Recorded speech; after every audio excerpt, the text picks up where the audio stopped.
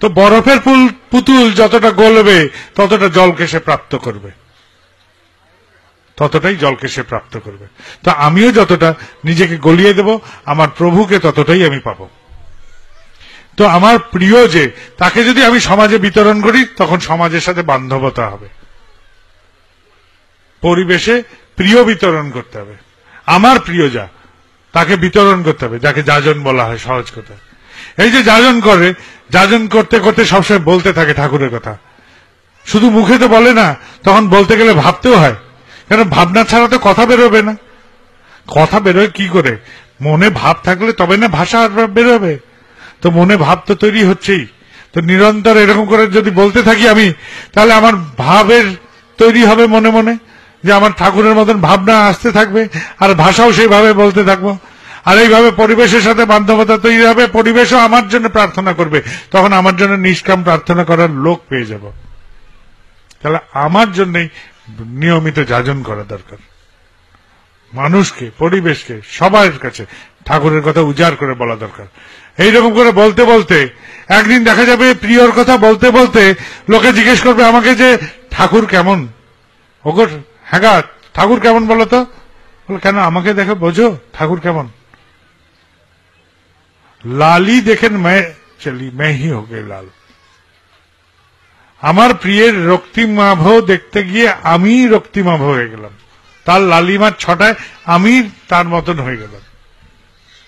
নিরন্তর বলে যেতে হয়, পরিস্থিতিতে, পরিবেশে, বাজারে, হাটে, সব জায়গায় নিত্য ঠাকুরের কথা পরিবেশন করতে থাকেন।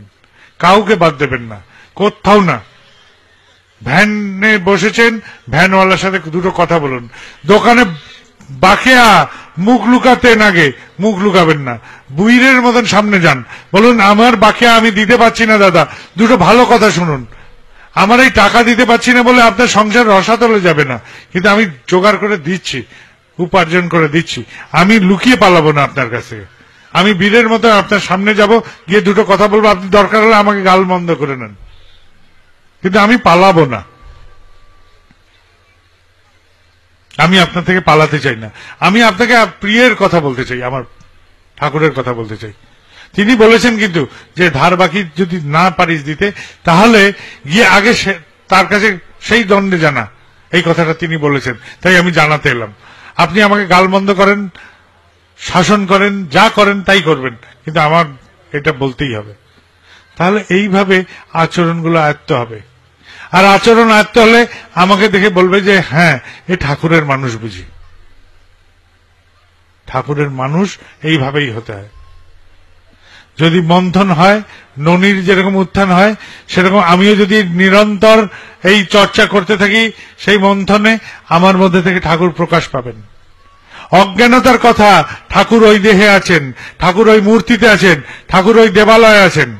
আর জ্ঞানের কথা, ঠাকুর আমার মধ্যে আছেন, আমি সবসময় তাকে নিয়ে থাকি, তিনি আমার মধ্যে বিরাজমান, তাকেই প্রকাশ করতে হবে আমার। তিনি প্রকাশিত হবেন আমার চলায়, বলায়, কথায়, তখন ঠাকুরময় আমি যেই হলাম, এটাই হচ্ছে অমৃত, এটাই সহজ উপায়। ভুলে যান কেউ এসে রক্ষা করবে আমাদের, কেউ করবে না, কেউ করতে পারে না। ভগবান আসবেন এসে আমাকে রক্ষা করবেন এরকম হয় না, তিনি পন্থা বলবেন, করতে হবে আমাকে।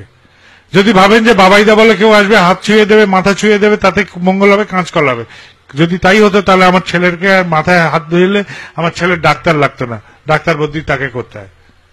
কলম ছুঁয়ে দেন বাবাইদা, পাশ করে যাব, কাঁচকলা হবে, তাহলে আমার ছেলেগুলো পড়াশোনার দরকার হতো না, আমি কলম ছুঁয়ে দিতাম, পাশ করে যেত। এই জগৎটা হচ্ছে কর্মজগৎ।